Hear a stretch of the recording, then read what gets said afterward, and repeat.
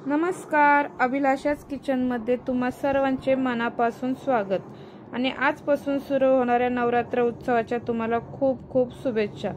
तर आज आपण उपवासाचे 2 पदार्थ तयार करणार आहेत, ते पण एकाच मिश्रणापासून। अगदी साधी, सोपी, झटपट आणि टेस्टी अशी रेसिपी आहे आणि कोणतीही पूर्वतयारी करावी लागत नाही अशी साधी आणि सोपी रेसिपी आहे। तर व्हिडिओ स्किप न करता शेवटपर्यंत नक्की बघा। तर आज आपण बनवत आहे उपवासाची बटाटा पुरी आणि मेदू वडा। तर चला वेळ न घालवता रेसिपीला सुरुवात करूयात।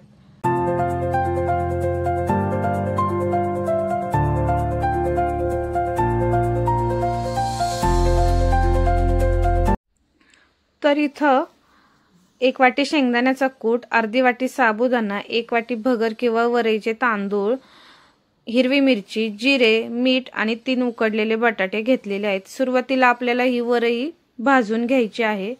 वरई साधारण 2 ते 3 मिनिट भाजून घ्यायची आहे, जेणेकरून काय होतं, आपल्याला जी पावडर करायची आहे वरईची किंवा पीठ बनवायचं आहे ते पटकन बारीक होतं, एकदम पिठासारखं।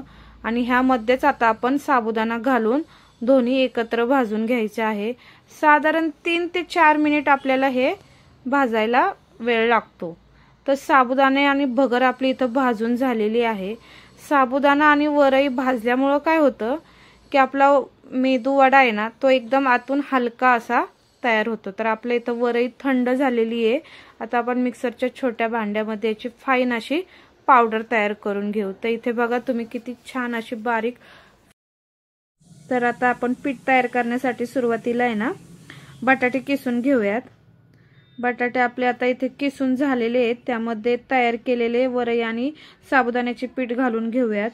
3 ते 4 चमचे शेंगदाण्याचा कूट, 1 ते 1.5 चमचा जिरे आणि चवीनुसार मीठ घालणार आहे आणि हिरव्या मिरचीचा ठेचा घालायचा आहे। तर हिरव्या मिरच्या ऐवजी तुम्ही लाल तिखट सुद्धा वापरू शकता तुमच्या आवडीप्रमाणे।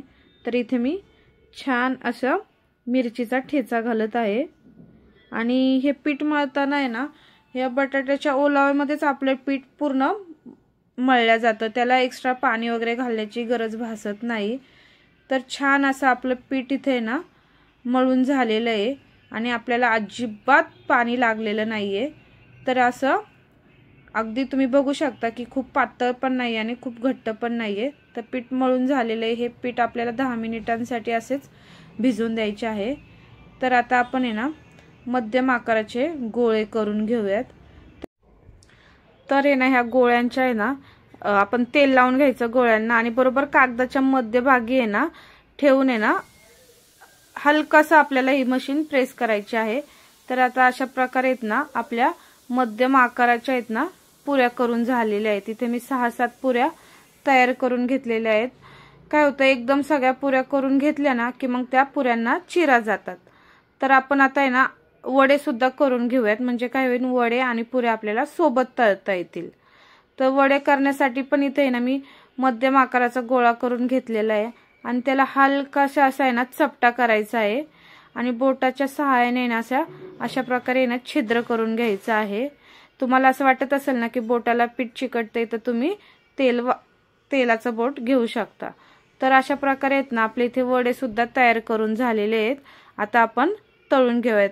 तळण्यासाठी मी आधीच तेल गरम करण्यासाठी ठेवलं होतं। तर आता आहे ना आपण पुऱ्या तळून घेऊयात। तर पुऱ्या तळताना आहे ना गॅसची फ्लेम आहे ना मीडियम टू हाय ठेवायची आहे, म्हणजे पुऱ्या आहेत ना आपल्या छान अशा तळल्या जातात। आणि 2 मिनिटं आहेत ना पुऱ्यांना अजिबात हात लावायचा नाही आणि मग 2 मिनिटानंतर आहेत ना त्या पुऱ्यांना पलटी मारून घ्यायची आहे। मस्त लाईट गोल्डन कलर येईपर्यंत आपल्याला आहेत ना ह्या पुऱ्या तळून घ्यायच्या आहेत। तर बघा तुम्ही किती छान अशी आपली ही पुरी फुगली आहे आणि कलर पण असा मस्त लाईट गोल्डन कलर आलेला आहे। आता आपण ही पुरी काढून घेऊयात।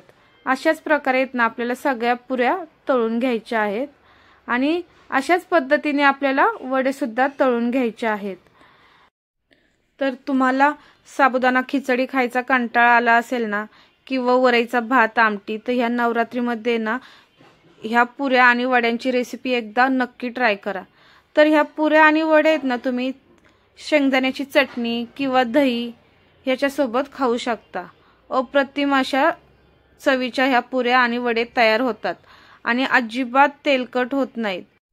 तर अशा प्रकारे आहेत ना आपले वडे सुद्धा तळून झालेले आहेत सगळे।